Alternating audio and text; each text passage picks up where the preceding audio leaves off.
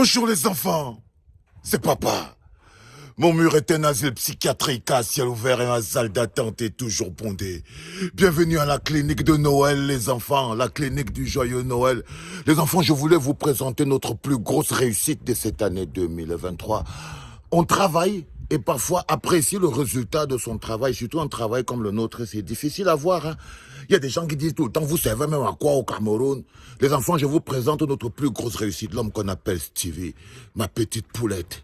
C'est-à-dire avoir réussi à transformer l'un des plus gros zombificateurs, l'un des plus gros abrutisseurs de la jeunesse, en un personnage utile. Avoir réussi à le retourner, c'est quelque chose dont on est trop fier à la clinique.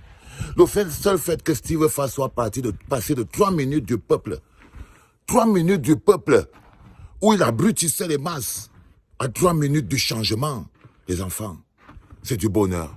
Et je me rappelle quand on a commencé à traiter ce patient, parce qu'on l'a traité très longtemps, hein, on a essayé tous les médicaments, même les Totapen, les Nivaquine inspirés, on a tout fait.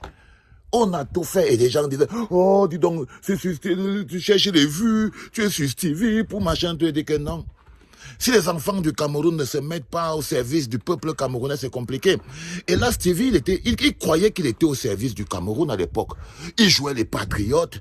Il disait, oh, les gens qui n'aiment pas le pays, on est les jeunes responsables, les jeunes républicains, on est là pour apprécier. Il cherchait à se filmer avec les gens de Dieu Momo. Il voulait faire partie de la fête. Il a tout essayé là-bas. Le cassage du bout, le déboîtage du cadre Bibok. On a tout fait. Parce que il croyait, dans sa tête, il voulait plutôt servir les dirigeants. Il ne voyait pas la différence qu'il y a entre être au service du Cameroun et être au service des dirigeants camerounais. Et ça nous a pris le temps pour lui faire comprendre la différence qui existe entre le Cameroun, c'est-à-dire le peuple camerounais, dans sa misère et sa souffrance. Le peuple camerounais dans ses problèmes qui veulent finir avec lui. Et les gouvernants camerounais qui, eux, veulent nous empêcher de dire même que ça ne va pas bien. Donc on avait employé Stevie pour montrer que le pays est doux. On a pris son 1,5 million d'abonnés, on a pris son intelligence, on a pris toutes ses capacités intellectuelles pour mettre ça au service du le pays est doux. Et évidemment, on l'a dressé contre son frère, son père que je suis, Valsero. Il leur a même promis que non, si personne ne peut stopper Valsero, moi je peux le stopper. Moi je suis puissant. On lui dit que frérot, beaucoup de gens ont essayé de bouffer la bête que tu vois là. Il dit que non, non, non, non, non, non, il est quoi? Je le casse 3 temps, 4 mouvements. On lui montre le cimetière. On lui dit que tu vois toutes les tombes qui sont là-bas. Tous ces gens que tu vois là étaient venus te dire qu'ils vont casser Valsero en quelques moments. Regarde comment le cimetière est grand. Il dit, ah, je vais faire ça. Et nous, on est toujours derrière. Stevie, calme-toi. La différence entre le peuple camerounais et les dirigeants camerounais est importante. Le peuple camerounais, c'est le Cameroun. Les dirigeants camerounais ne sont pas le Cameroun. Ils sont des gens que le peuple camerounais a donné le pouvoir pour qu'eux, ils fassent de leur vie quelque chose de meilleur. Et eux, ils transforment leur vie en un enfer. Et lui, il ne faisait pas la différence. Parce que pour ses intérêts personnels, c'était plus facile pour lui de faire croire aux Camerounais que le peuple camerounais, en fait, c'est les dirigeants camerounais. C'est-à-dire que réduire le peuple camerounais à Jean de Dieu Momo. Où est-ce que je veux dire? C'était pas un combat facile. C'était pas parce que les combats spirituels et mentaux, ce n'est pas des petits trucs. Changer les gens. Ce qu'on fait à la clinique, ça s'appelle le PCM, le programme de changement de mentalité. Ceux qui ne savent pas ce qu'on fait, c'est que nous, on change les gens. On change les mentalités des gens. On ne leur donne pas l'argent. On ne leur donne pas les pierres. Non. On transforme leur vie. On transforme leur perception de la vie. On transforme leur vision de la vie. On les met au service du pays.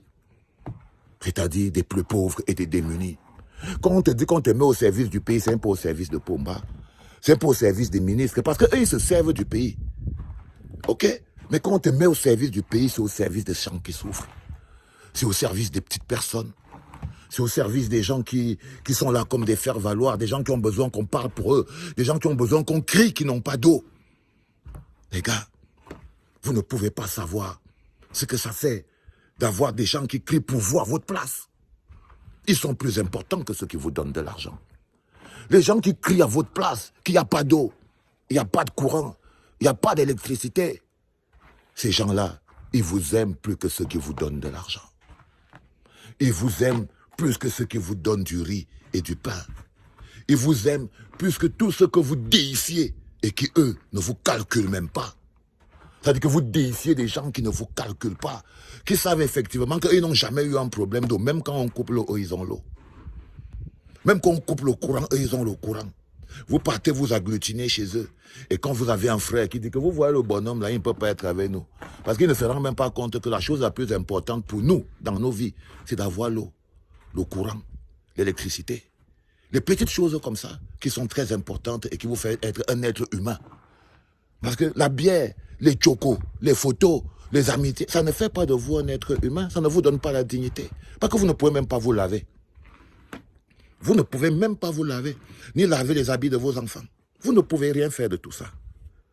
Vous ne pouvez rien faire de tout ça. Et quelqu'un qui vous aime doit se battre pour que vous ayez ce minimum qui vous rend indépendant, qui vous donne la fierté. Ça veut dire que même si tu es pauvre, sois au moins propre. Ça veut dire que même si tu es pauvre, que tu sois au moins propre, que tes habits soient propres, que l'eau coule, que tes enfants puissent se laver, puissent aller à l'école. Si toi tu es même pauvre, que tes enfants aient la chance d'avoir un avenir meilleur en allant à l'école, en suivant les cours propres et en devenant des hommes. En devenant des hommes, les enfants. Et notre plus grosse fierté, c'est qu'on a appliqué ce programme de changement de mentalité sur l'un des plus gros zombificateurs. Et le résultat me plaît, les enfants. C'est votre résultat. C'est votre résultat, c'est votre victoire. C'est notre preuve, c'est l'une de nos... Sauf si en 2024, il revient encore, parce qu'on ne les fait jamais confiance. Et les malades, ils peuvent avoir des rechutes. Ils peuvent avoir des rechutes. Mais pour 2023, les enfants, l'une des plus grosses victoires de la clinique, c'est qu'on a réussi à faire passer un bonhomme de 3 minutes du peuple en sensant les réalisations fantoches. Il fallait le voir courir derrière Dadis Camara. Je lui disais que petit frère, ça c'est les petits que tu as. Est-ce que vous le voyez encore courir derrière? Il ne veut même plus que l'Afrique foot l'approche. Il est déjà un autre homme. Il vient pas, il essaye de faire partie de la classe des papas, la classe des tétés, les gens qui ne courent pas. Les gens que quand vous regardez vos petits pseudos grands, il leur démontre qu'avoir l'argent dans la poche ne fait pas de vous un grand homme. Et il a compris. Et il a compris que avoir l'argent dans ta poche ne fait pas de toi un grand homme. Ce sont tes combats. Et le combat pour le bonheur collectif, c'est le meilleur combat. C'est le plus grand combat de la planète, le combat pour le bonheur collectif. Le combat pour le bonheur collectif, c'est le plus gros combat de la planète, c'est la plus grosse dignité. C'est-à-dire que le bien-être pour tout le monde. Et quand on met sur pied un programme comme le programme de changement de mentalité pour pousser les gens à penser différemment, alors on travaille, on charbonne, on se fait insulter. Quand on attrape un cobaye protégé comme Francis Ngannou, on muscle le dos.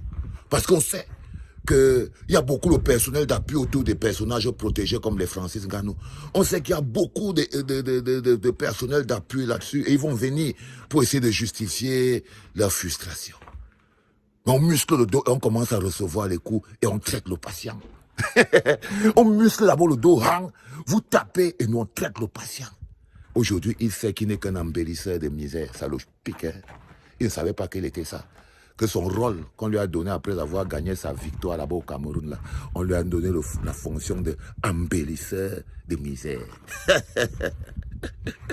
Mais bien sûr, quand il aura subi quelques mois de traitement à la clinique, quand il aura subi quelques mois de traitement costaud, vous serez aussi fiers de lui comme vous êtes fiers de Steve Fala.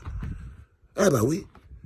Même si je veux compter les cicatrices que vous allez me laisser sur le dos, c'est pas grave les enfants. Donc les enfants, je voulais vous présenter notre plus grande réussite cette année 2023 dans le changement des hommes, changement des mentalités. On a fait passer un bonhomme de 3 minutes du peuple, une insulte à la dignité humaine à 3 minutes du changement. Un combat important. Bienvenue au couloir de la grandeur, Stevie. C'était papa.